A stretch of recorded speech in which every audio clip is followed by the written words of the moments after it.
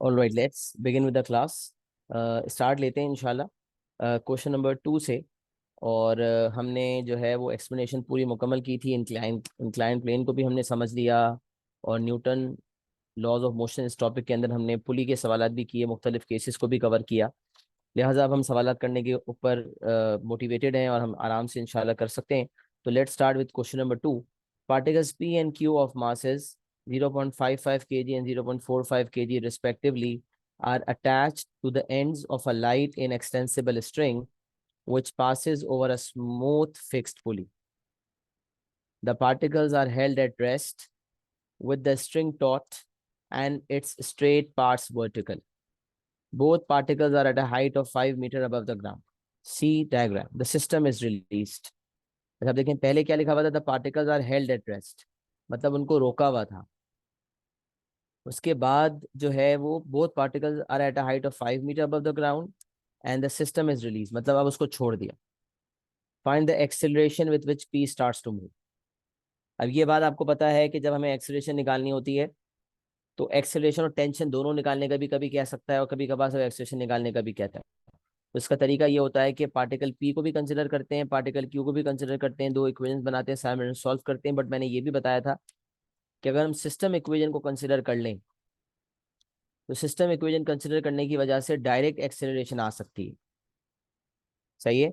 लेकिन अगर मुझे टेंशन भी चाहिए होगी तो फिर मुझे दो इक्वेशंस बनाने पड़ेंगे। पी को कंसिडर करके एक इक्वेशन बन सकता है, क्यू को कंसिडर करके एक बन सकता है, और साथ ही साथ सिस्टम इक्वेशन पूरे सिस्टम को कंसिडर करके एक इक्वेशन बन सकता है। तो यहाँ पर कोई भी इक्वेशन आप बना सकते हैं। तो आप देख सकते हैं यहाँ पर मैंने मेथड 1 मेथड 2 दोनों लिखा हुआ है कि मेथड 1 में अगर आप पी और क्यू से इक्वेशन बनाते हैं तो फिर आपको साइमल्टेनियस सॉल्विंग करनी पड़ेगी ताकि आपके पास एक्सेलरेशन आए। और अगर आप जो है वो पूरे सिस्टम की इक्वेशन को कंसिडर करते हैं तो फिर आप डायरेक्ट एक्सप्रेशन निकाल सकते हैं एक सिंगल इक्वेशन से। अच्छा, अब मैं आपको थोड़ा सा रिकैप करवा दूं कि अगर पी की हम बात करते हैं तो पी का क्योंकि मास ज्यादा है, वेट ज्यादा है, तो P will move down and Q will move up. P नीचे जाएगा, क्यू ऊपर जाएगा। अच्छा, पी पे जो फोर्सेज हैं वो है वेट ऑफ पी नीचे की तरफ है और टेंशन ऊपर की तरफ है। और वेट ऑफ पी यकीनन टेंशन से ज्यादा है, तभी पी नीचे जाएगा। जिस पार्टिकल का वेट ज्यादा होता है वो नीचे जाता है। तो इसका मतलब पी पे जो फोर्सेज हैं weight of P and tension, उसमें weight of P is greater than tension. So weight of P minus tension equals to M A. Weight of P जो है वो 0.55 मल्टीप्लाई बाय 10 यानी कि 5.5 है। 5.5 minus T equals to M A से हमारे पास एक इक्वेशन फॉर्म हो जाएगा। अच्छा, क्यू जो है इट इज मूविंग अप, ऊपर की तरफ टेंशन है, नीचे की तरफ वेट ऑफ क्यू है। Tension is greater than weight of Q, क्योंकि क्यू ऊपर जा रहा है तो tension greater than weight of Q है। Tension minus weight of Q is equal to M. तो वेट ऑफ क्यू आप देख सकते हैं 4.5 न्यूटन है और मास जो है 0.45 है। दो इक्वेशंस बने, यहाँ पर मैंने एलिमिनेशन मेथड का इस्तेमाल किया है। You could have use substitution method as well, but elimination method से क्या हो रहा है कि माइनस दोनों इक्वेशंस को अगर मैं ऐड करता हूँ तो minus T plus T cancel हो जाएंगे। 5.5 minus 4.5 will give you 1, 0.55 plus 0.45 will give you 1 ए। तो इस यहाँ से 1 ए इक्वल्स ए और ए इक्वल्स टू 1 आ गया। तो दो इक्वेशंस बने, साइमल्टेनियस सॉल्विंग हुई और हमारे पास एक्सप्रेशन आ गई।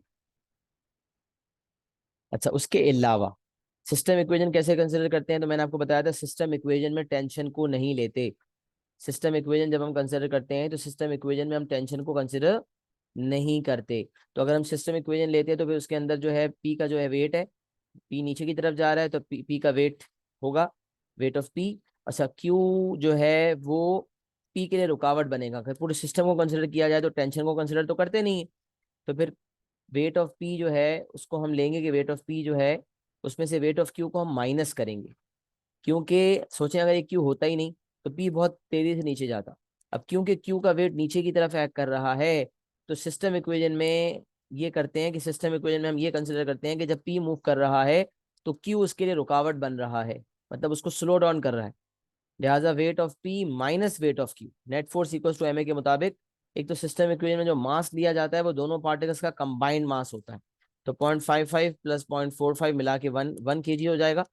और इसका तरीका होता है weight of P minus weight of Q equals to M A. ये हमने अच्छी तरह से डिस्कस किया था एक्सप्लेनेशन के दौरान केस नंबर 1 के अंदर भी। और यहाँ से ए हमारे पास 1 मीटर पर सेकंड स्क्वायर आ गई। सही है। तो अगर सिस्टम इक्वेशन बनाते हैं तो एक सिंगल इक्वेशन से काम हो जाता, वरना दो इक्वेशन बना के साइमल्टेनियसली सॉल्व करना पड़ता। और अगर टेंशन निकालनी होती, टेंशन इन द स्ट्रिंग पूछता, तो फिर सिस्टम इक्वेशन कंसिडर करने के बाद पी या क्यू में से कोई एक इक्वेशन को कंसिडर करना पड़ता, ताकि ए की वैल्यू को सब्स्टिट्यूट करके टेंशन निकाली जा सके। बट क्योंकि यहाँ पर टेंशन नहीं मांगी, लिहाजा उसकी जरूरत नहीं। अच्छा, अब सवाल, बहुत सारे किस्म के सवालात होते हैं।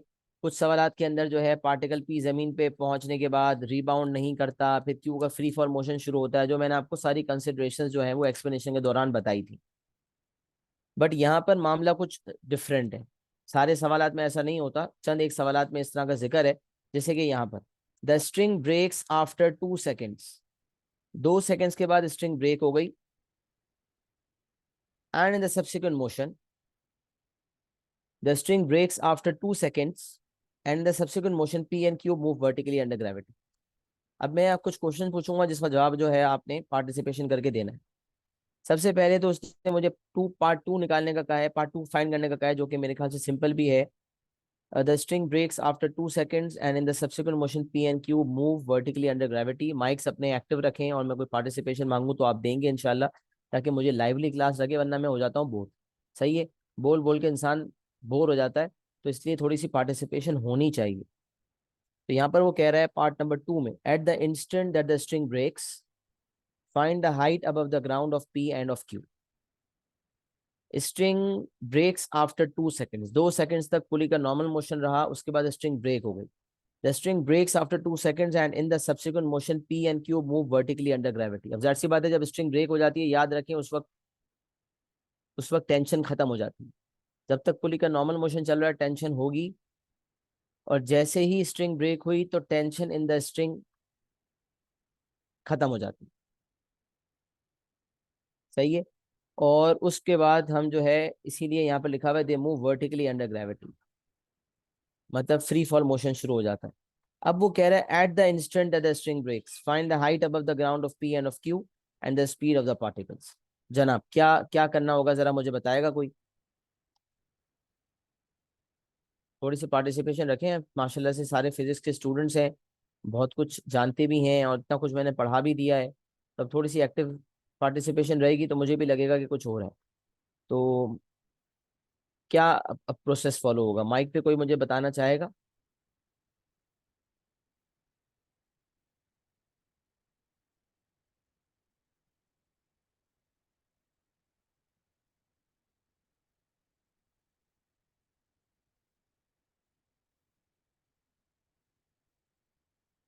जी, Sir, can we use s equals to half at square?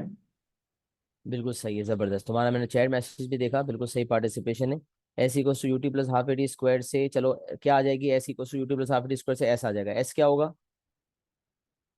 मतलब जो एस आएगा उसके बाद हाइट आ जाएगी अब the ground of P and Q.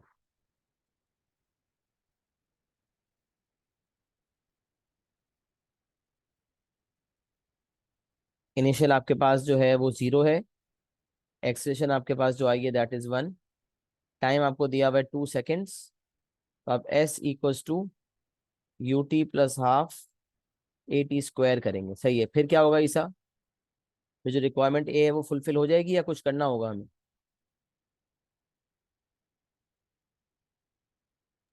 Sir, will be subtracted from 5.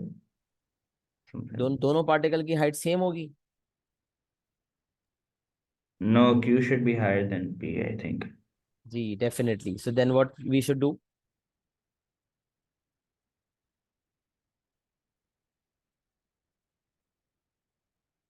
ये तो 0 हो जाएगा, हाफ ए टी स्क्वायर के मुताबिक हाफ 2 स्क्वायर फॉर 2 आंसर आ जाएगा इसका।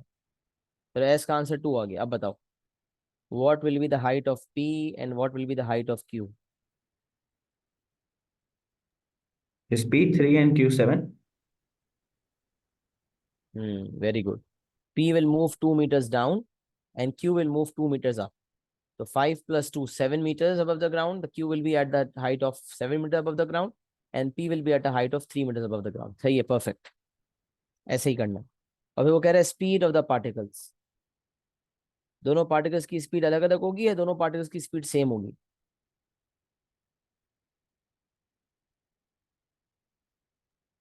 Same. बिल्कुल सही। क्यों सेम होगी वैसे? Because they are attached to each other with that string. बिल्कुल, they are attached They both started from rest. They accelerated at a constant rate of 1 meter per second square. So that is why their speed, the final velocity will be same. सही है, same initial velocity, same acceleration, so the speed will be same. अच्छा, my question is, will the velocities of both the particles be same?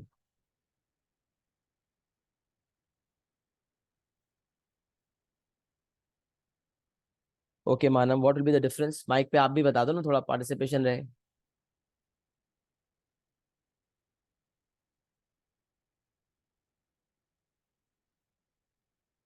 Ji Manav. Sir mike. Direction different होगी ना? बिल्कुल सही है. तो अगर मिसाल है स्पीड 5 आ गई मिसाल है, तो पी की वेलोसिटी और क्यू की वेलोसिटी क्या होगी? +5 -5। शाबाश, सही है. Very good. तो यहाँ क्योंकि वेलोसिटी नहीं पूछी, स्पीड पूछी है, लिहाजा हमें जो है जब स्पीड पूछी जाए तो उस केस के अंदर हमें मैग्नीट्यूड देना होता है, नेगेटिव पॉजिटिव पे फोकस नहीं किया जाता. जबकि अगर वेलोसिटी पूछी जाती तो फिर पॉजिटिव नेगेटिव देना पड़ता. यही पॉइंट यहाँ पर इन्फोर्स करना था. और याद रखें, कभी वेलोसिटी टाइम ग्राफ बनाना हो तो एक पार्टिकल की वेलोसिटी हम पॉजिटिव में दिखाएंगे तो दूसरे की नेगेटिव में दिखाएंगे, क्योंकि एक ऊपर जा रहा है तो एक नीचे जा रहा है. उस वक्त मुझे डिसाइड करना है कि मैं अपवर्ड को पॉजिटिव लेता हूँ या डाउनवर्ड को. बट यूजुअली हम यही करते हैं, upward positive and rightward positive, और लेफ्टवर्ड और डाउनवर्ड को हम नेगेटिव मानते हैं. जो पार्टिकल अपवर्ड जाएगा उसको हम पॉजिटिव मान लेंगे, जो पार्टिकल डाउनवर्ड जाएगा उसको हम नेगेटिव मान लेंगे. तो मिसाल है क्यू, क्योंकि ऊपर जा रहा है तो क्यू की वेलोसिटी हम पॉजिटिव कंसिडर कर रहे होंगे और पी की वेलोसिटी नेगेटिव कंसिडर कर रहे होंगे. सही, गुड पॉइंट. तो हमने स्पीड निकालनी थी, उसके लिए हम फॉर्मूला लगा सकते हैं, v equals to U plus A T. Time मेरे पास मौजूद है, एक्सप्रेशन मौजूद है, इनिशियल मौजूद है, तो वेलोसिटी आ जाएगी, और जो वेलोसिटी होगी वो दोनों पार्टिकल्स की स्पीड भी होगी. Very good. 2 का पार्ट ए और 2 का पार्ट बी बहुत आसानी से आप लोगों ने कर लिया. सही है. चाहिए 2 पार्ट बी तक आपके पास सोल्यूशन भी मौजूद है, और पार्ट 1 तो मैंने ऊपर ही कर दिया था, और पार्ट 2 भी आपके सामने डिस्कस किया. इनिशियल 0, एक्सेशन 1, टाइम 2, डिस्प्लेसमेंट निकाली, तो S equals to U T plus half A T square से S2 आ गया. पार्टिकल पी नीचे जा रहा था तो 5 - 2 से 3 मीटर्स आ गया, और पार्टिकल क्यू ऊपर जा रहा था तो 5 + 2 से 7 मीटर्स आ गया. सही है. तो पार्टिकल पी और पार्टिकल क्यू की मेरे पास हाइट अबव द ग्राउंड आ गई, और पार्टिकल पार्ट बी के अंदर V equals to U plus A T से स्पीड आ गई 2 मीटर्स पर सेकंड. सही है जनाब. तो ये 2 का पार्ट ए पार्ट बी मुकम्मल हो गया. अच्छा जी, अब पार्ट नंबर 3 पे आ जाते हैं. Show that Q reaches the ground 0.8 seconds later than P. अब ये मुझे कोई पूरा प्रोसेस पहले आप सोचेंगे और फिर मुझे पूरा प्रोसेस बताएंगे. पूरा सवाल इस वक्त तक जो अब तक का जो सोल्यूशन है पार्ट नंबर 1 पार्ट 2 का, वो भी स्क्रीन पे आ रहा है, और इस वक्त पूरा सवाल भी आपके सामने है. और आपसे पूछा जा रहा है, show that Q reaches the ground 0.8 seconds later than P. अब ये वाला पार्ट जो है थोड़ा देर आप सोचें, 1 मिनट लें सोचने पे, और फिर मुझे जो है कोई रेज हैंड करके पार्टिसिपेट करें. इसी से मैं माइक पे सुनना चाहता हूँ. सही है. चैट पे नहीं, माइक पे इंशाल्लाह. तो अब आप जो है वो 1 मिनट सोचने का लें, फिर जो जिसको भी क्लिक होता है, जो समझाना चाहता है, वो रेज हैंड करे, और फिर मैं इंशाल्लाह. बेशक गलत और सही का मसला नहीं है, ये नहीं सोचा करें गलत हो जाएगा और सर क्या सोचेंगे. सर ये सोचेंगे आपने पार्टिसिपेशन की है, सर इसी में खुश हो जाएंगे. तो उसमें कोई टेंशन नहीं है, सही और गलत का मसला नहीं है. मसला ये है कि आप थोड़ा सा कुछ सोचें और थॉट प्रोसेस के बाद मुझसे शेयर करें. 1 मिनट लें और फिर मुझे बताएं जल्दी से. शाबाश.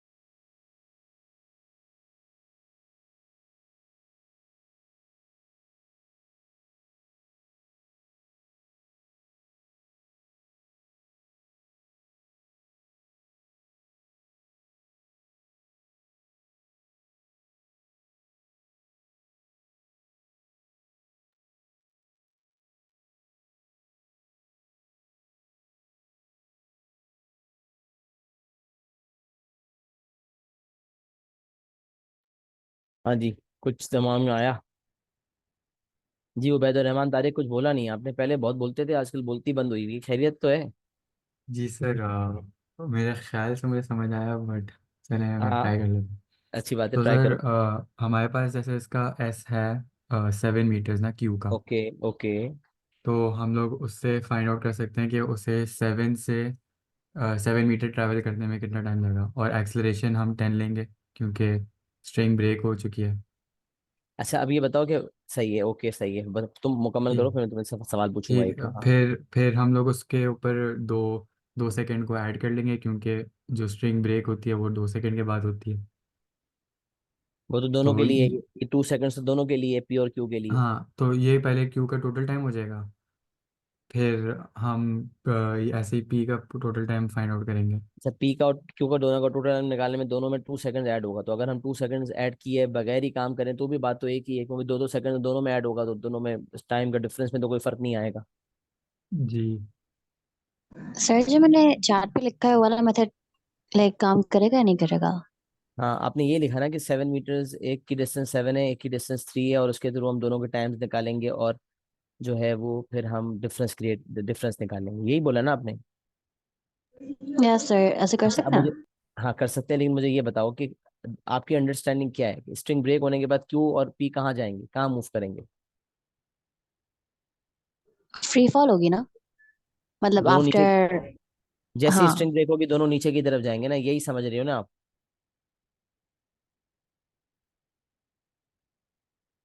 Yes sir.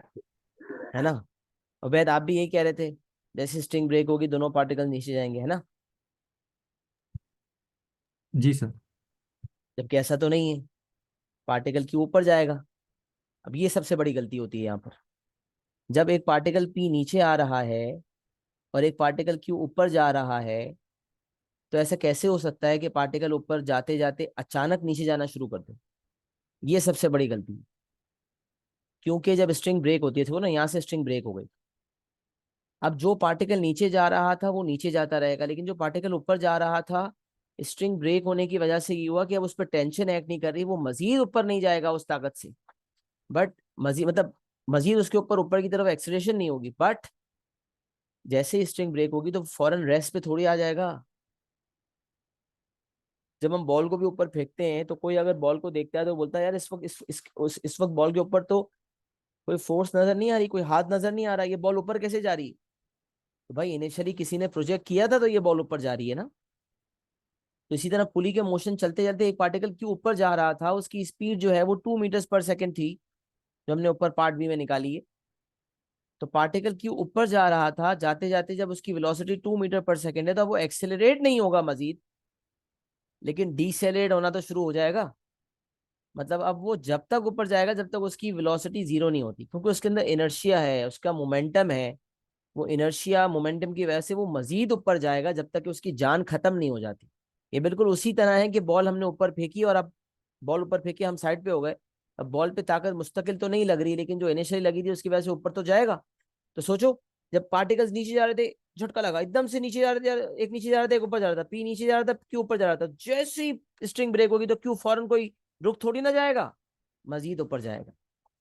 अच्छा अब मसला ये है कि जब पी यहाँ आ चुका था, समझ लें पी यहाँ पहुंच चुका था, पी यहाँ पहुंच चुका था, क्यू यहाँ पहुंच चुका था, तो क्यू अब मजीद ऊपर जाएगा फाइनल वेलोसिटी जीरो तक, फिर वो ऊपर से नीचे वापस आएगा, जबकि पी यहाँ था और पी तो जा ही नीचे रहा था, तो वो डायरेक्ट नीचे जाएगा। अच्छा अब इसमें क्योंकि 4 मार्क्स हैं तो इसमें जो है कॉन्सेप्चुअली काफी सारी बातें बताने की आ जाती हैं।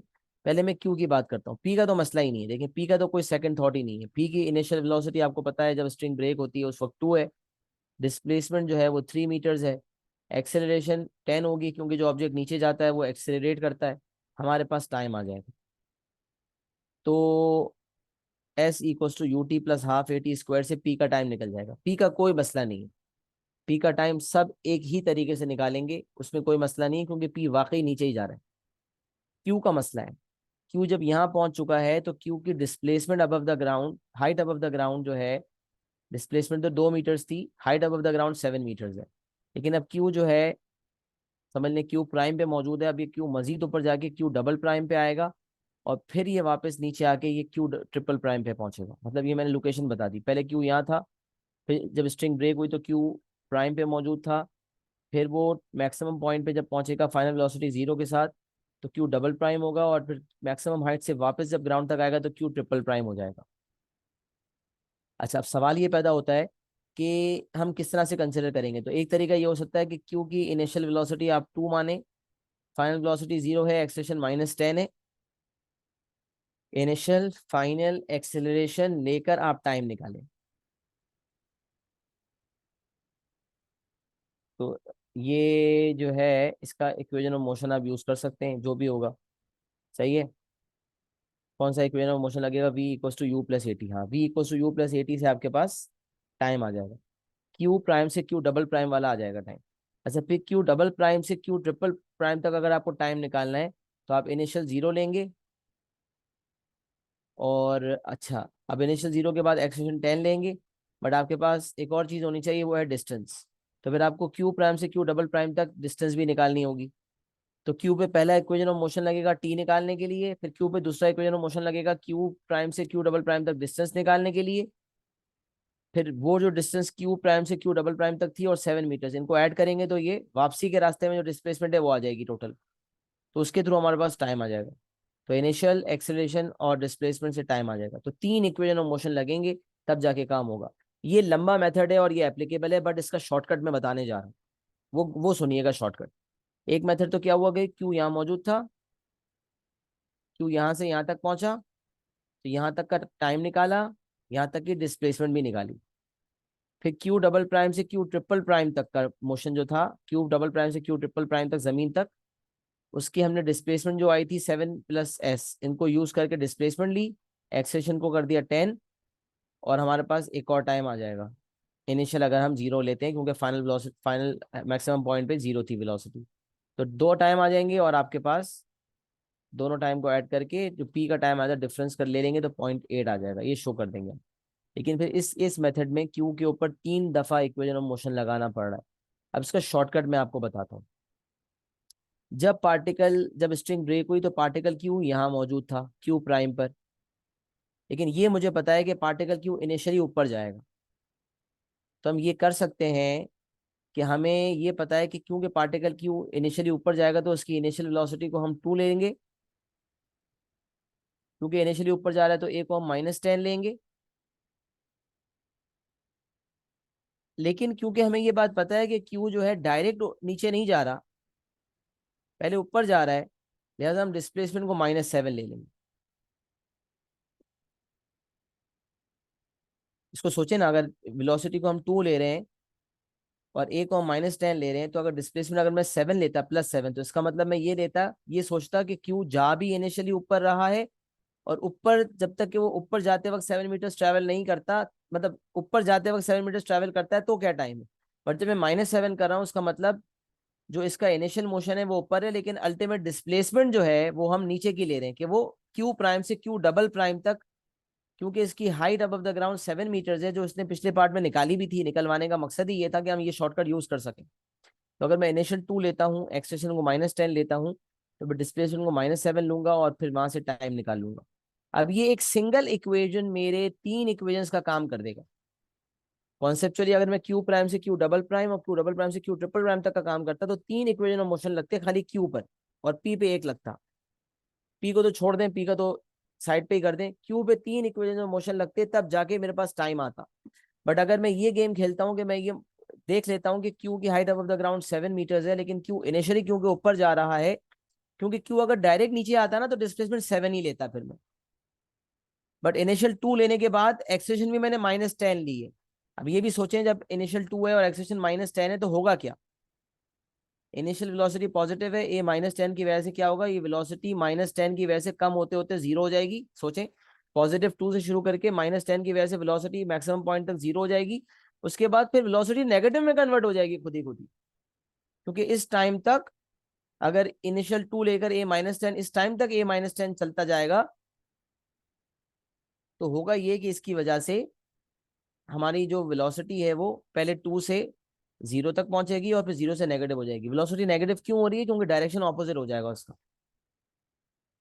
तो ये सारी चीजों को एक single equation of motion consider कर लेगा अगर मैं डिस्प्लेसमेंट -7 ले लूँ तो याद रखे डायरेक्ट अगर वो नीचे जाता तो डिस्प्लेसमेंट 7 लेते, बट क्योंकि वो ऊपर से नीचे जा रहा है और मैं ये इनिशियल वाला मामला भी ऊपर जाने वाला ले रहा हूँ और ए वाला मामला भी ऊपर वाला ले रहा हूँ कि ऊपर जब जाता है तो A-10 है, नीचे जाता है तो A10 होता है, तो फिर इसलिए मैं डिस्प्लेसमेंट -7 लूंगा। अब देखें यूजुअली हम इक्वेशन ऑफ मोशन जो लेते हैं उसमें डिस्प्लेसमेंट एस की जगह हम डिस्टेंस ही मान रहे होते हैं, उसको डिस्टेंस ही की तरह ट्रीट कर रहे होते हैं।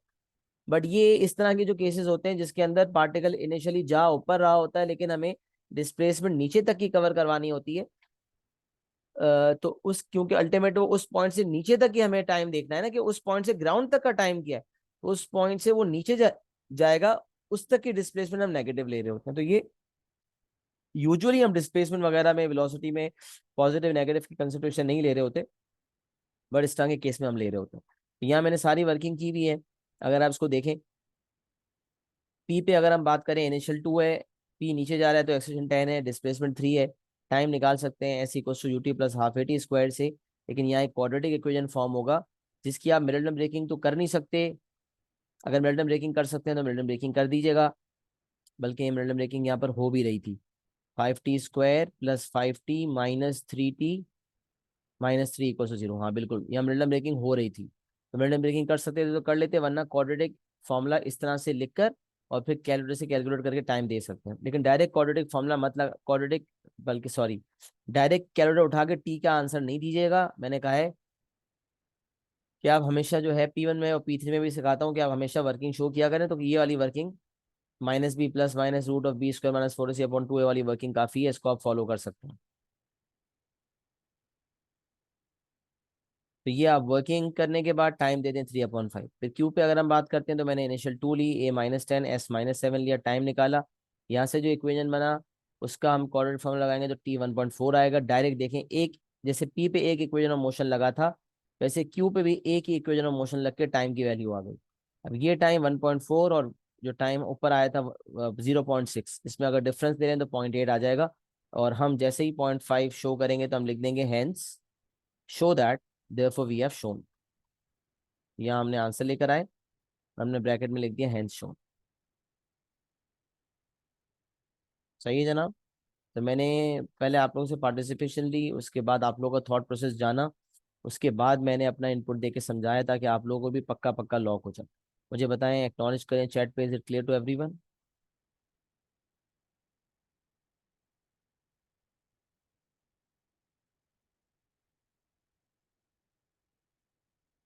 चलें स्क्रीनशॉट ले लें ताकि वक्त हमारा बचे, आगे बढ़ रहे हैं इंशाल्लाह।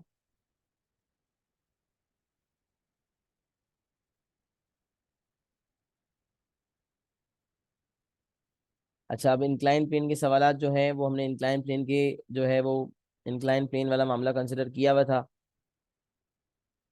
इंक्लाइन प्लेन को हमने अच्छी तरह से पढ़ा है, इंक्लाइन प्लेन के सारे केसेस। तो ये इंक्लाइन प्लेन का बहुत सिंपल सा सवाल है, इसको हम देख लेते हैं क्योंकि हम सीक्वेंस को फॉलो कर रहे हैं। चंद सवालात में शुरू से करवा देता हूँ आपको ताकि फिर जो है आप घर पे अपने हिसाब से वर्किंग करें और फिर जो मसले मसाइल हों वो हम डिस्कस करें। बहुत इंपॉर्टेंट टॉपिक है, बहुत ज़्यादा बड़े बड़े सवालात आते हैं, तो सही मानों में प्रैक्टिस करेंगे तो ही आपके कॉन्सेप्ट क्लैरिफिकेशन होगी, वरना तो आप हंसते रहेंगे। सही है, तो आपने अच्छा काम करना है, मेहनत करनी है। घर पे जब तक सवालात नहीं होंगे जब तक फ़ायदा नहीं है।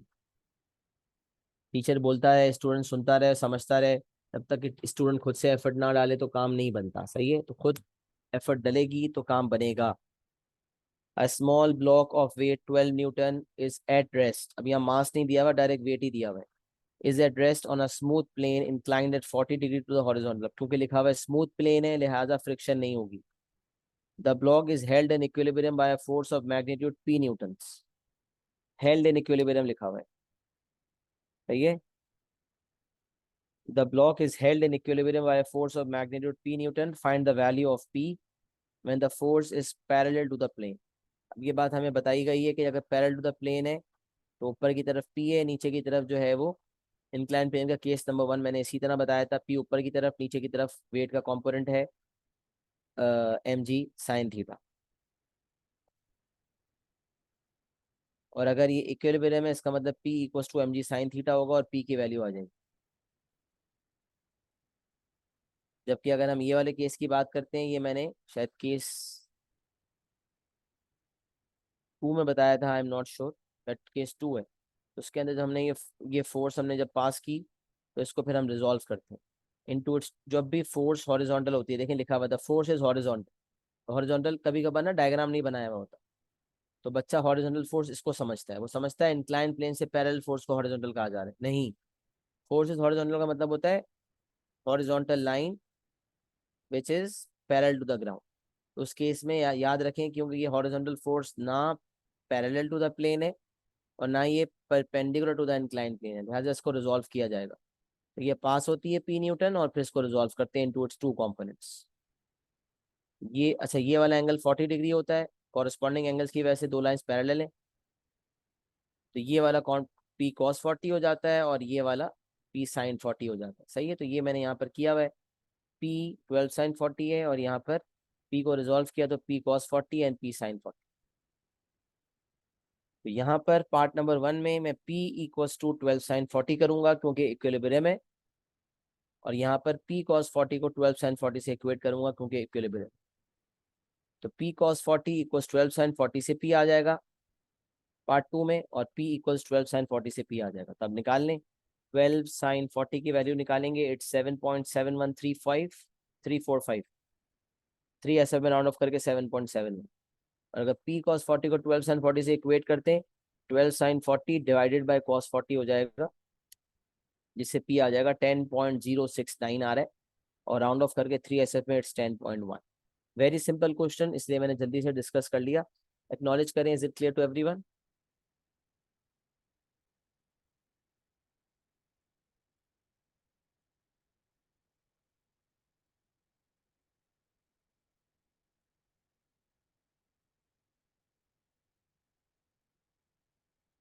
जी बेटा, ये मैंने जब इंक्लाइन प्लेन समझाया था तो मैंने बताया था कि जो फोर्स हॉरिजॉन्टल होती है, जो ना पैरेलल होती है इंक्लाइन प्लेन से ना परपेंडिकुलर होती है, उसको रिजॉल्व करना होता है।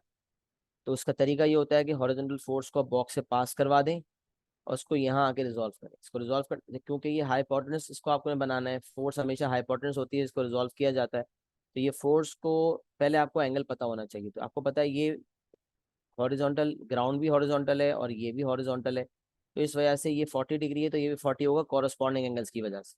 अब इस 40 को मद्देनजर रखते हुए आप पी और 40 को लेते हुए रिजॉल्व करें। रिजॉल्व करेंगे तो राइट एंगल ट्रायंगल जब बनेगा तो एक एडजेसेंट कंपोनेंट होता है और एक ऑपोजिट कंपोनेंट होता है। तो एडजेसेंट वाला कंपोनेंट होता है फोर्स कॉस थीटा और ऑपोजिट वाला होता है फोर्स साइन थीटा। फोर्स है पी न्यूटन, तो ये पी कॉस 40 हो जाएगा और ये पी साइन 40 हो जाएगा।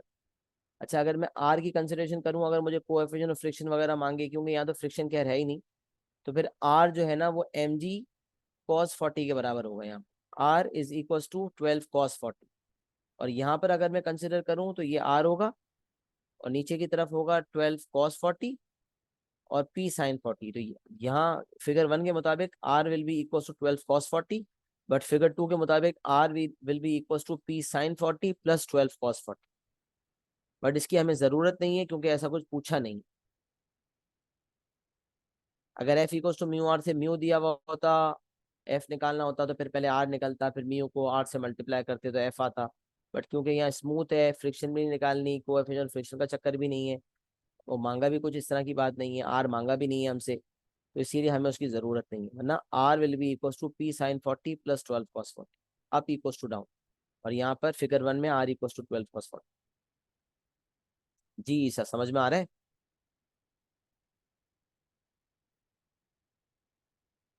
बाकी सबको भी क्लियर है?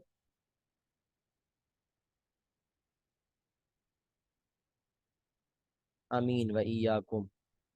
अच्छा जी, अब आ जाते हैं हम क्वेश्चन नंबर 4 की तरफ।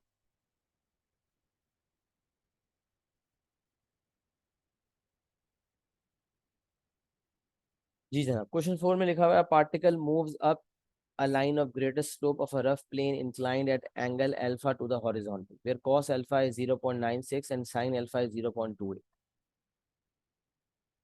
अब देखें, या तो आपको अल्फा दे देता है या आपको कॉस अल्फा साइन अल्फा दे देता है, या बाज़ों का सिर्फ साइन अल्फा देता है तो हम उससे कॉस अल्फा की वैल्यू निकाल लेते हैं एग्जैक्ट।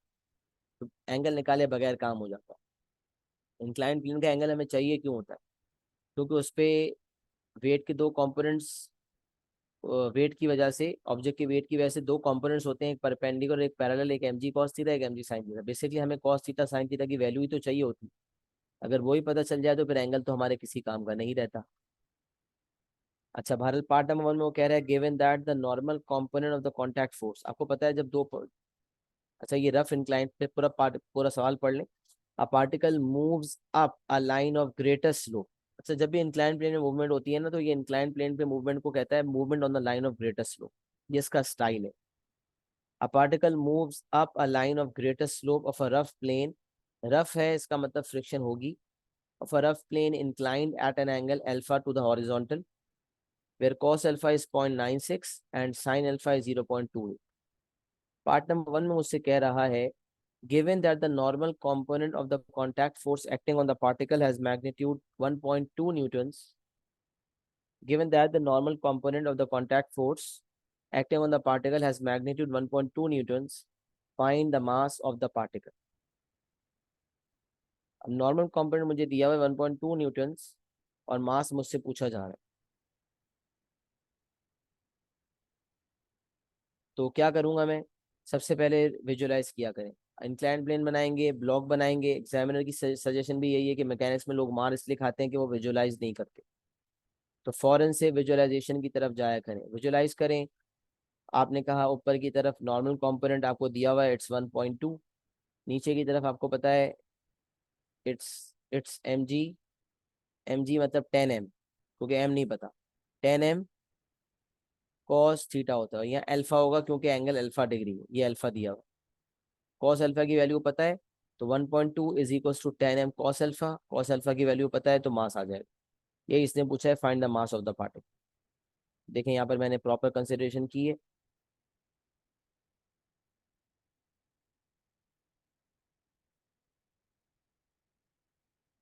यहाँ आप देख सकते हैं ये पार्टिकल है, ऊपर की तरफ आर है, नीचे की तरफ mg cos अल्फा है, तो R equal to mg cos alpha जब हम करेंगे तो आर हमें पता है 1.2 है, m की जगह हम रखेंगे m, g की जगह आ जाएगा 10, cos अल्फा की वैल्यू 0.96 दी हुई है, यहाँ से हमारे पास मास आ जाएगा एग्जैक्ट विच इज 0.125 kg। ये आपका पार्ट 1 मुकम्मल हो गया, सही है। अच्छा part 2, given also that the frictional component of the contact force acting on the particle has magnitude 0.4 Newton.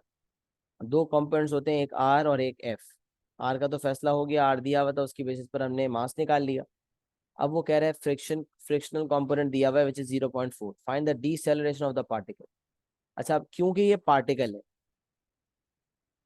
और इस पे कोई कांस्टेंट फोर्स का जिक्र नहीं है, नंबर 1 जब पार्टिकल होता है ना तो उसका कोई इंजन नहीं होता, उसकी कोई ड्राइविंग फोर्स नहीं होती, क्योंकि हम वर्क एनर्जी पावर में भी ऐसे सवाल देखेंगे, शायद कि इस टॉपिक में भी हों, बट वर्क एनर्जी पावर में ऐसे बहुत सारे सवाल होते हैं। ट्रक है, कार है, उसका इंजन है and that is certain power, तो उसकी ड्राइविंग फोर्स होगी। तो क्योंकि इंजन की ड्राइविंग फोर्स होती है तो इसलिए हम फॉरवर्ड फोर्स में ड्राइविंग फोर्स को मद्देनजर रखते हैं। बट पार्टिकल है तो उसकी अगर कोई फोर्स डिफाइंड है कि वो ऊपर जा रहा है, तो उसकी कोई फोर्स है जो उस पर लग रही है, कोई हॉरिजॉन्टल फोर्स लग रही है जैसे क्वेश्चन 3 में भी हमने देखा, या कोई force parallel to the inclined plane लग रही है, कोई फोर्स है जो लग रही है जो पार्टिकल को कॉन्स्टेंटली ऊपर ले जाने में मदद दे रही, तो उस फोर्स को मद्देनजर रखेंगे। But over here in this question nothing as such is mention, it's just written that the particle moves up a line of greater slope. तो प्लीज रिमेंबर, जब भी पार्टिकल की मूवमेंट हो रही हो और कोई फोर्स मेंशन्ड ना हो, तो आप समझ जाइएगा कि इनिशियल प्रोजेक्शन की वजह से वो चल रहा है, बट इट विल बी डीसेलेरेटिंग। चल तो रहा है लेकिन हमेशा नहीं चलता रहेगा। देखिए एक मुसलसल फोर्स होती है, मुसलसल फोर्स होती है जो उसको ले जा रही होती है, जिसकी वजह से वो एक्सेलरेट कर रहा होता है, तो फिर वो चलता रहता है जब तक कि उस पर से फोर्स हटाई ना जाए।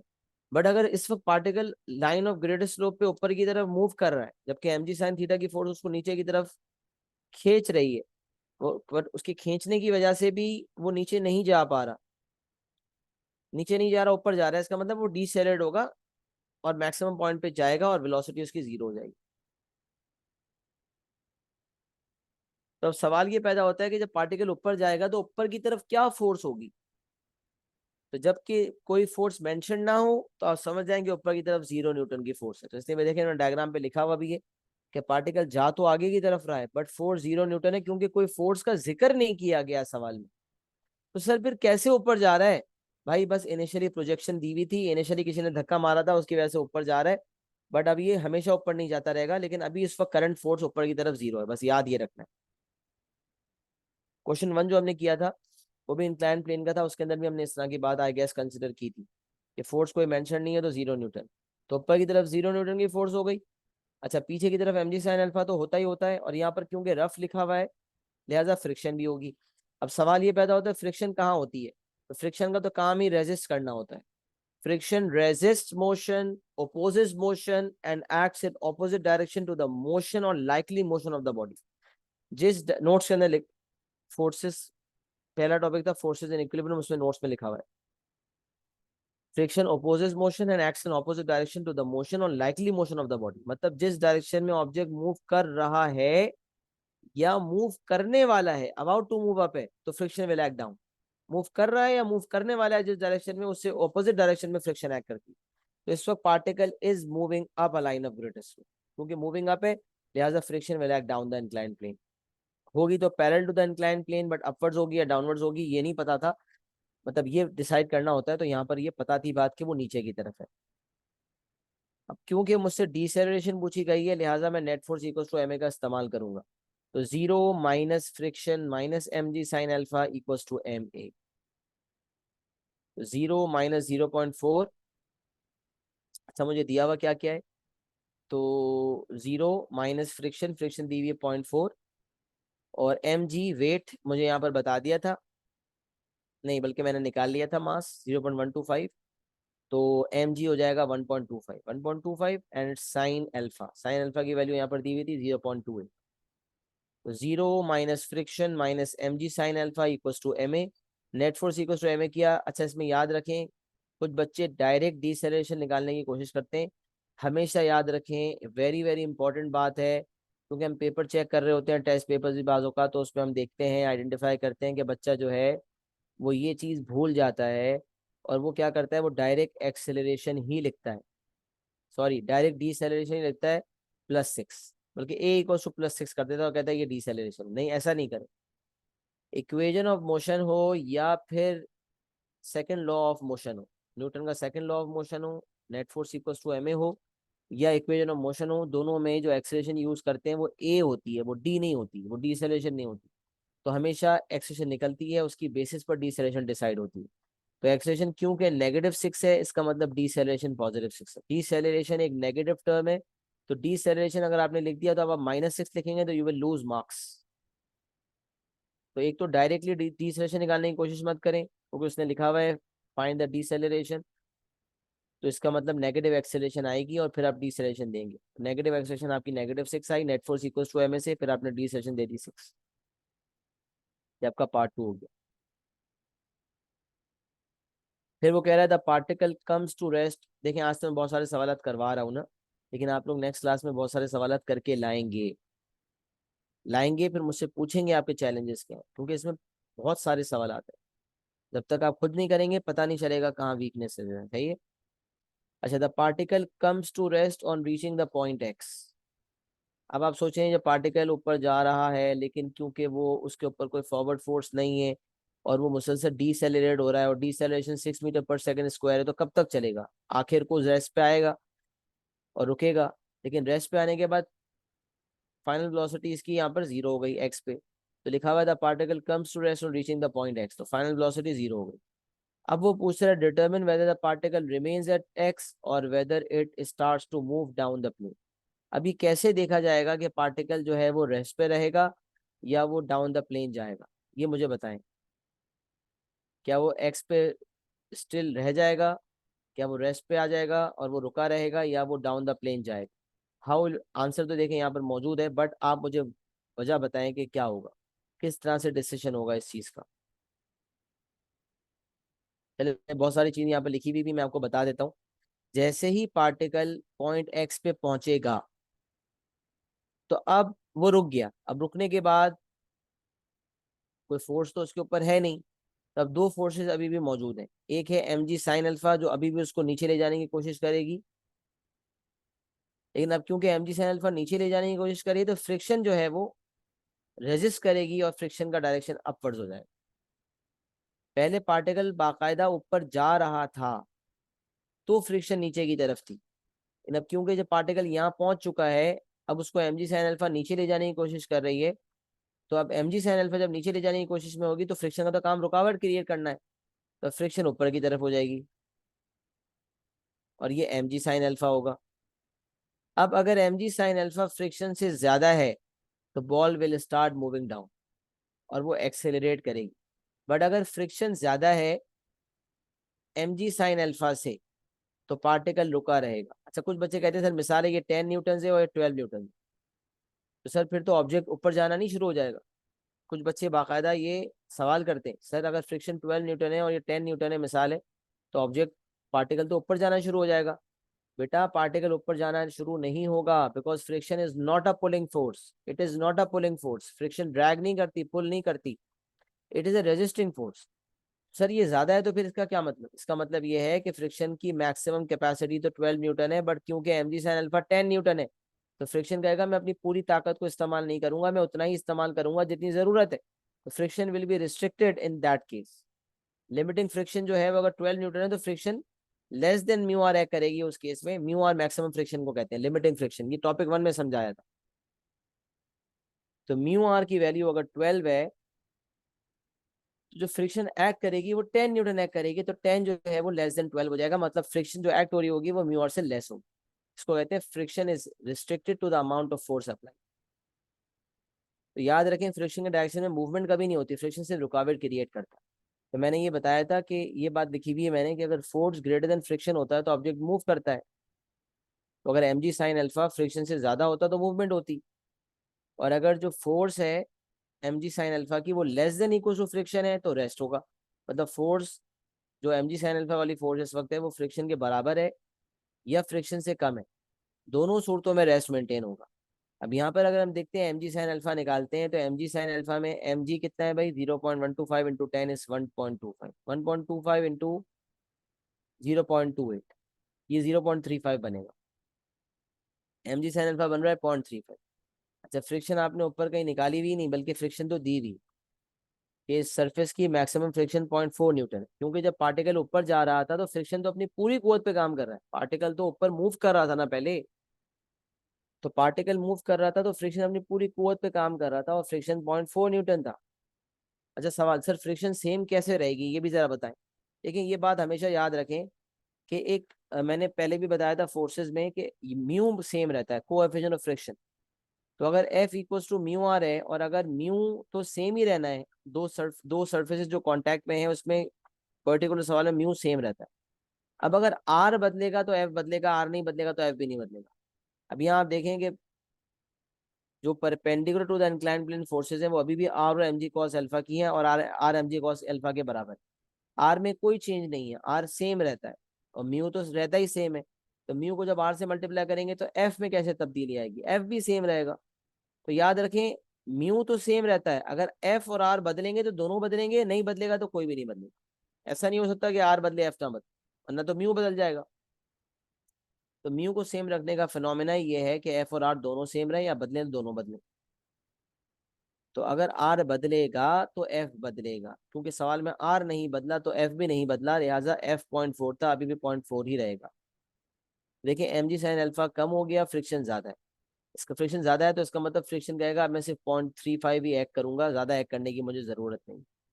बट सवाल ये नहीं था, सवाल ये था कि बताओ रेस्ट पे रहेगा या नहीं। तो क्योंकि एम जी साइन अल्फा जो नीचे ले जाने की कोशिश कर रहा है वो कम है और फ्रिक्शन ज्यादा है, as friction is greater than M G sine alpha particle will remain at rest, particle remains at x.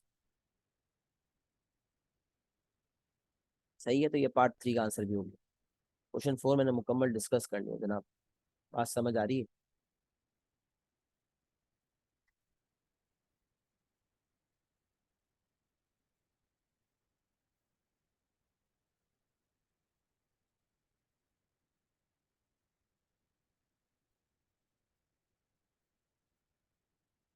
Yes sir, okay great, clear हो गया। अच्छा अब ये वर्टिकल वाला सवाल है, ये वर्टिकल वाला सवाल मैंने इस तरह की बात पहले की हुई तो मैं सिमिलर सवाल नहीं करता। मैं एक हॉरिजॉन्टल और वर्टिकल वाले सवाल पे आ जाता हूँ। क्वेश्चन 6 डिस्कस कर लेते हैं, सही है।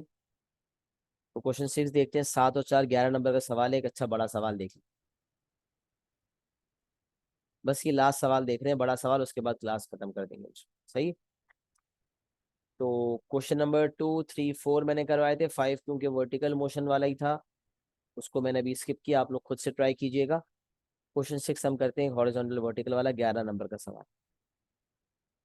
Particles A and B of masses 0.2 kg and 0.45 kg respectively are connected by a light inextensible string of length 2.8 meters. The string passes over a small smooth pulley. पुली जो स्मूथ ही होता है, at the edge of a rough horizontal surface.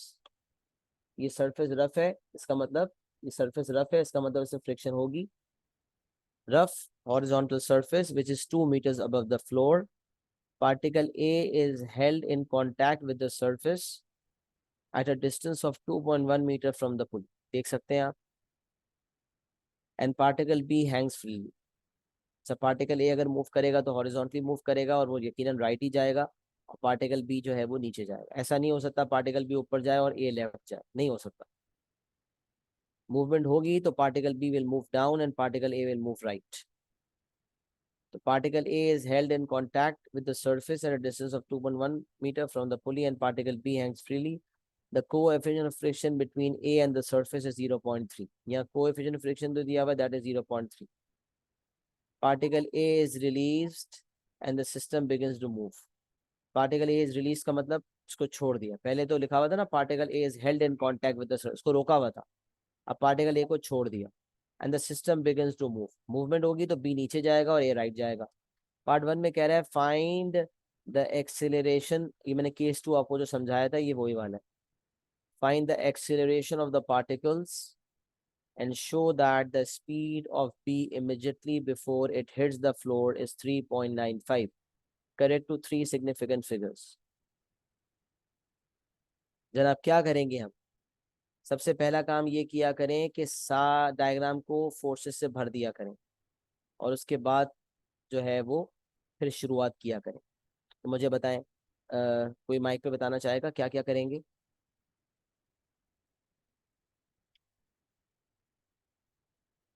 पूरा एक overview दे दें कि क्या करना है, कैसे एक्सेलेरेशन निकलेगी और फिर कैसे speed of B immediately before it hit the floor निकलेगी।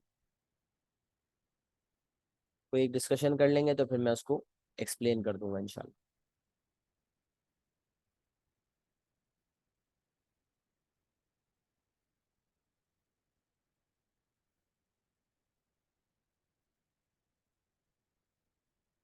जी जनाब, कोई बताना चाहता है?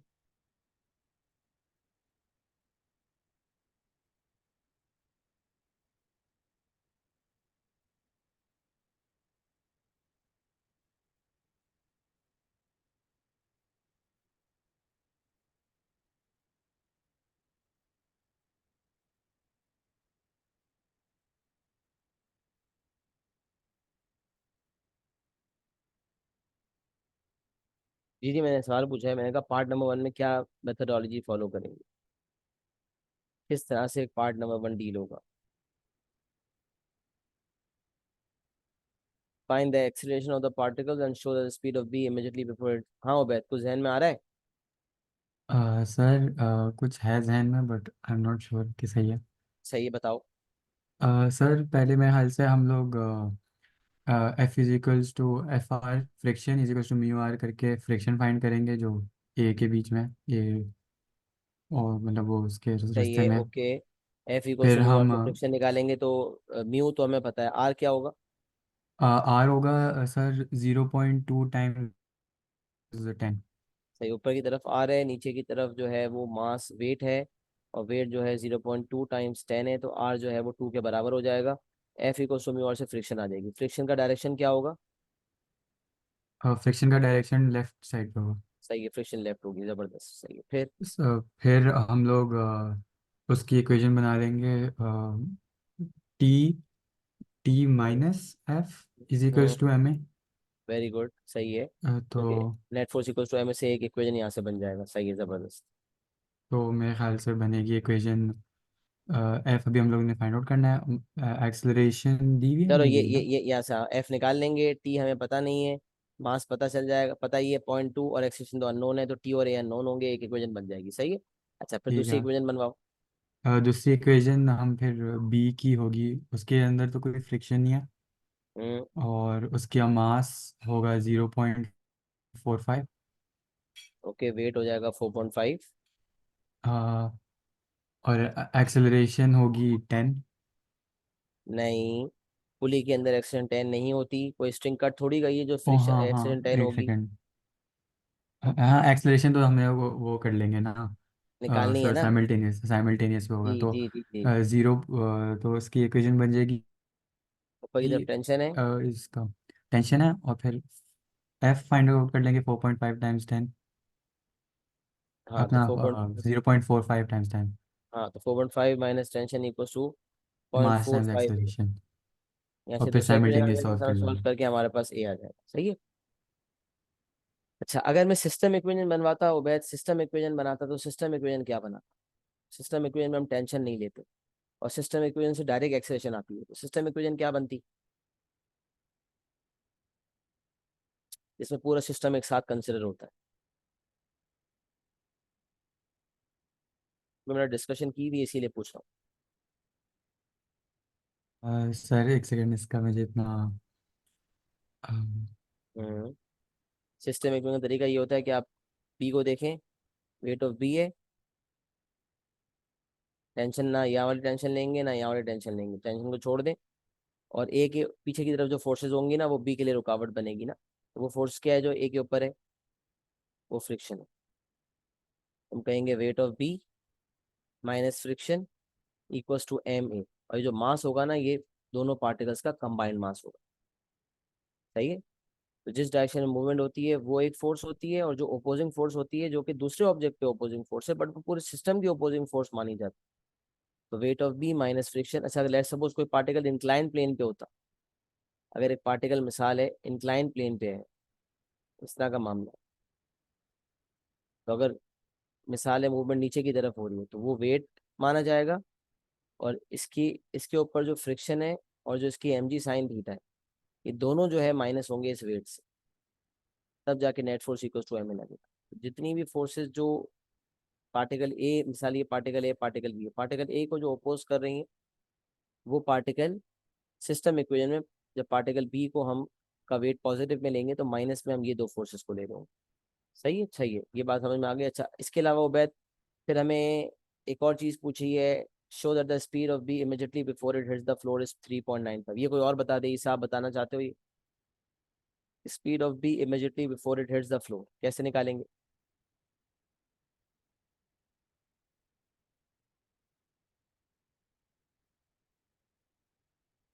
हम्म। ओके, सही है। मानव आप मुझे जरा बताएं।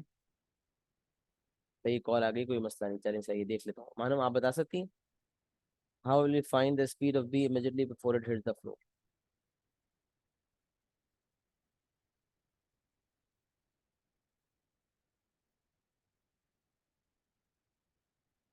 जी उबैद, आप आपको जहन में है किस तरह निकालेंगे? सर हम लोग अभी हम लोग एक्सेलरेशन तो फाइंड आउट कर लेंगे, फिर हम लोग बिल्कुल सही उससे है, एक्सेल फाइंड हो गई, और क्या पता है एस हमें? इजिकल्स टू यू टी वगैरह पे, हाँ वी लेकिन equals to U plus A T कर लें। पहले सारी इन्फॉर्मेशन बताओ क्या क्या मौजूद होगा।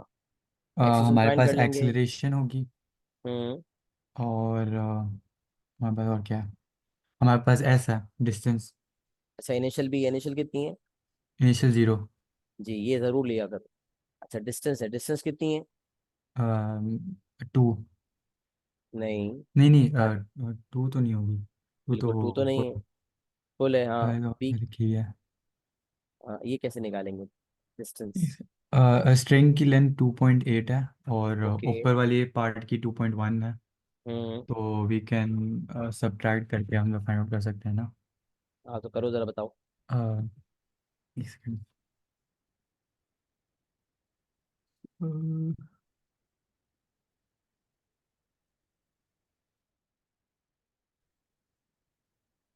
2.8 सर फुल है। वो जो ये वाला पार्ट है, जो ना, जो पुली का पार्ट है, वो वाला वो 0.7 मीटर है, क्योंकि ओके, हम 2.8 माइनस 2.1 करेंगे तो वेरी 0.7 हो गुड, जाएगा। सही है। फिर 2 माइनस 0.7 करेंगे तो फिर ऐसा आ जाएगा। 1.3 सही है। तो हम्म, इनिशियल जीरो एक्सेशन हमने फाइंड की होगी, एस 1.3 लेंगे और हमारे पास आंसर आ जाएगा। सही है, तो यही हमने किया। ए में मैंने सारी फोर्सेस कंसिडर की, ऊपर की तरफ आर है, नीचे की तरफ वेट ऑफ ए है, पीछे की तरफ फ्रिक्शन है, राइट की तरफ टेंशन है। बी को कंसिडर किया, नीचे की तरफ वेट है, ऊपर की तरफ टेंशन है। दो इक्वेशंस बनी। अच्छा, मैंने यहाँ सिस्टम इक्वेशन बनाई हुई है। सिस्टम इक्वेशन भी बन सकता था और दो अलग अलग भी बन सकते थे। सिस्टम इक्वेशन से डायरेक्ट एक्सप्रेशन आ जाती है। सिस्टम इक्वेशन मैंने बताया था, वेट में से फ्रिक्शन को माइनस करेंगे तो weight of B minus friction equals to M A, but mass दोनों का कंबाइंड होगा। 0.2 प्लस 0.45 इज 0.65। तो 4.5 minus F equals to mu R. Mu जो है 0.3 है और आर जो है वो 2 है। तो म्यू आर करके 4.5 minus mu R is equals to M A, और मास 0.65 है। यहाँ से एक्सेशन आ जाएगी, and acceleration is 6 meter per second square. तो ये पार्ट वन में एक्सेशन का आंसर आ गया 6 मीटर पर सेकेंड स्क्वायर। फिर हमने डिसाइड किया था F equals to mu R होता है, ये हमने यहाँ अप्लाई किया हुआ, सही है ना। अच्छा, फिर हमने बी में इनिशियल हमने देखी थी, इनिशियल 0 थी, एक्सेशन हमारी 6 आई। डिस्टेंस अभी हमने पूरी कैलकुलेशन की कि क्योंकि ये 2 पॉइंट पूरी 2.8 है, तो ये 2.8 माइनस 2.1 से ये 0.7 है, और पूरे 2 में से 0.7 माइनस किया तो ये 1.3 आ गया। तो 1.3 डिस्टेंस है। फाइनल वेलोसिटी निकाल ली हमने। V square equals U square plus 2 AS। हमारी फाइनल वेलोसिटी हम पहले 5SF में लिखेंगे, याद रखें। 3SF में अगर उसने मुझे शो करने का कहा है तो 3SF से ज़्यादा एक्यूरेसी में हम काम करेंगे और उसको दिखाएंगे ज़्यादा एक्यूरेसी में।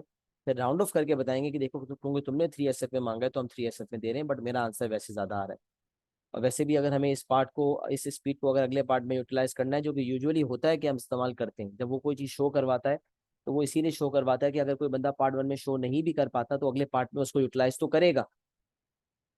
तो ऐसे केसेस के अंदर मेथड का मार्क तो मिल जाता है, बट एक्यूरेसी का मार्क खो जाता है अगले पार्ट के अंदर, अगर हमने ऊपर 5 ऐसे वाला वर्जन खुद से नहीं निकाला हुआ तो इसीलिए 5 ऐसे वाला वर्जन इसलिए ज़रूरी होता है कि अगले पार्ट में उसको यूटिलाइज करेंगे।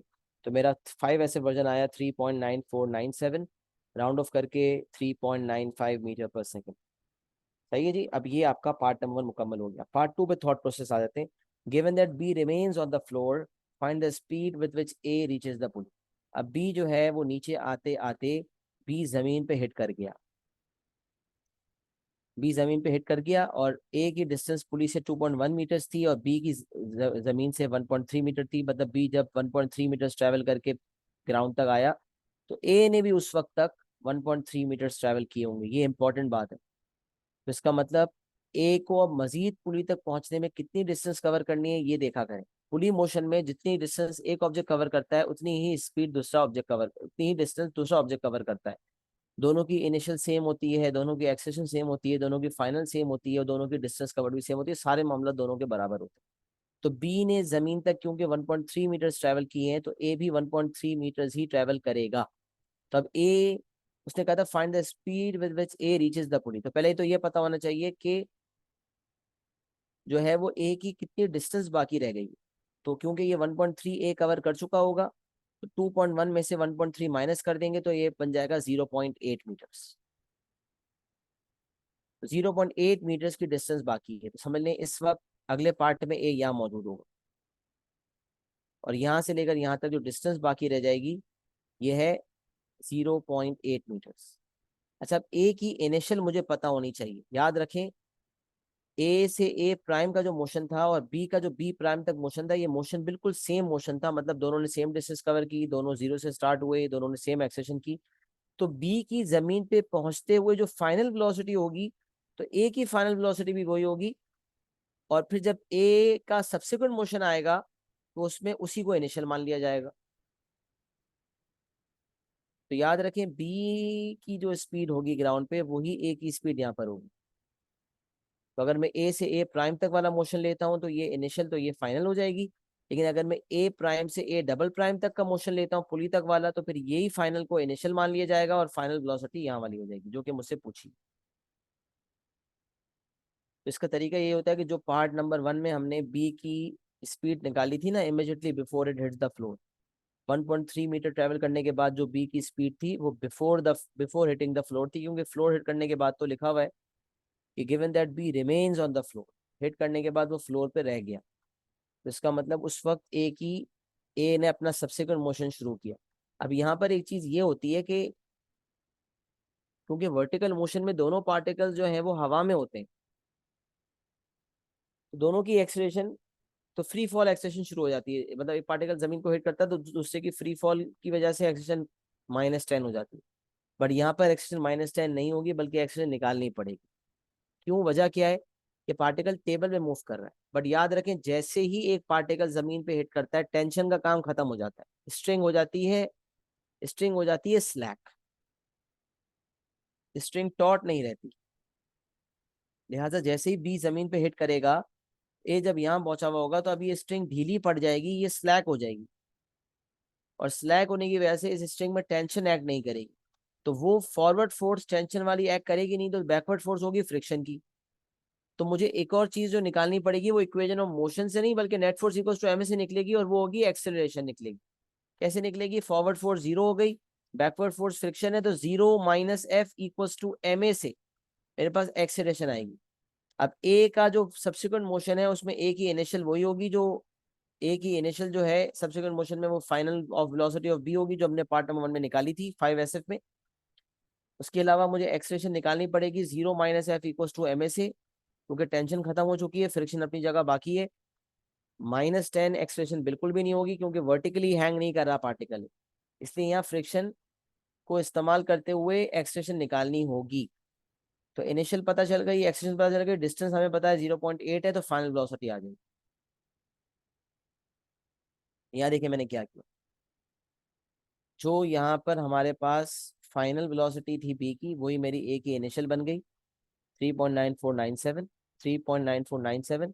एक्सेलरेशन -3 निकाला कैसे, 0 - F equals to M A, तो फ्रिक्शन हमारे पास ऊपर भी थी 0.6, तो 0 - 0.6 इक्वल्स टू एम ए से A-3 आ गया, A-3 की वर्किंग साइड पे की, A-3 आ गया।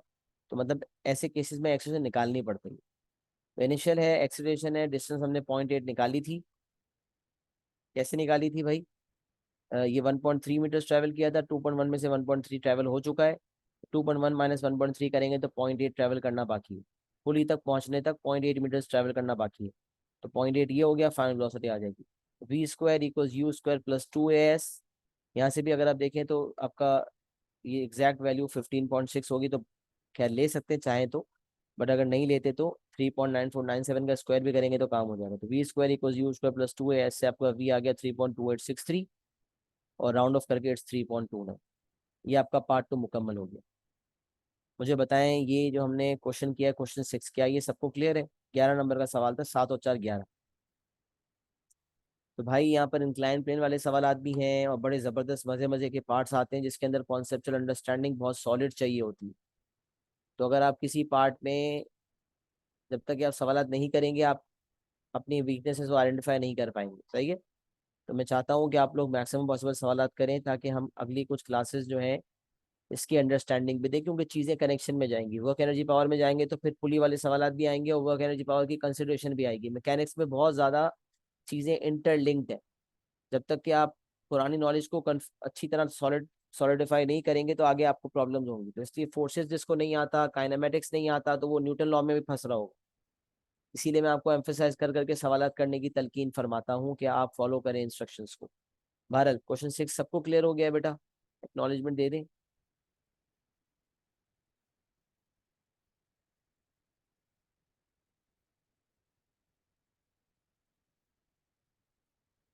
चलें, अल्हम्दुलिल्लाह हमारा कॉन्सेप्ट यहाँ तक क्लियर हो गया, हमें बात समझ आ गई है। बस आप लोग से गुजारिश है अगली क्लास तक इंशाल्लाह मज़ीद सवालात करके लाएं। कुछ दिक्कत परेशानी मसले मसाइल होंगे इंशाल्लाह तो हम यकीनन उसको सॉल्व करेंगे, बट आप अच्छे खासे सवालात करके लाएंगे नेक्स्ट क्लास तक, तो हम आपकी प्रॉब्लम आइडेंटिफाई कर पाएंगे। सही है, तो सवालात करें मज़ीद, इंशाल्लाह अगली क्लास में मज़ीद चीज़ों को आगे लेकर जाते हैं। आपके मसले मसाइल सॉल्व करने के लिए हमेशा हाजिर हैं, कॉन्सेप्ट क्लियर करने के लिए। अपना बहुत सारा ख्याल रखिएगा, दुआ में मुझे याद रखिएगा। अस्सलाम वालेकुम व रहमतुल्लाहि व बरकातहू।